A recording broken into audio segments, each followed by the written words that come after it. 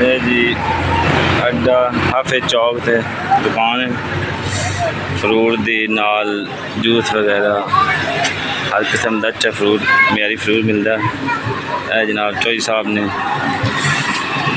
गर्मी नाल वेखो ना जूस भी सारा दिन पींदा है तो फिर गर्मी नाल वेखो की हाल होगा, यानी कि गर्मी का जूस पीवेंदा भी है, लोगों की खिदमत भी कर रहा है, लोग जूस भी पी रहे हैं, लेकिन फिर भी गर्मी ने बुरा हाल किया है लोगों का। यानी कि सड़क के बाहर पैर रखना तो पैर बंदे जल जाए। चौधरी साहब इवें गल है जी? अच्छा, लोग तो को जूस भी बार बार आके पी रहे हैं, लेकिन फिर भी गर्मी का तोड़ नहीं हो रहा जी, गर्मी बहुत है भाई साहब। अच्छा, गर्मी बहुत है।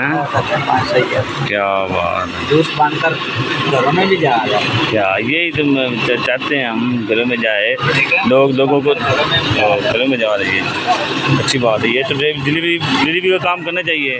अगर 5 किलोमीटर एरिया में आप कोई या कॉल करें हड़प्पा तक, बिल्कुल पहुँचाएँगे, डिलीवरी देंगे आप। ठीक है, आपका नंबर क्या है, फ़ोन नंबर बताएँ। 0341। अच्छा जी, 88 82 776।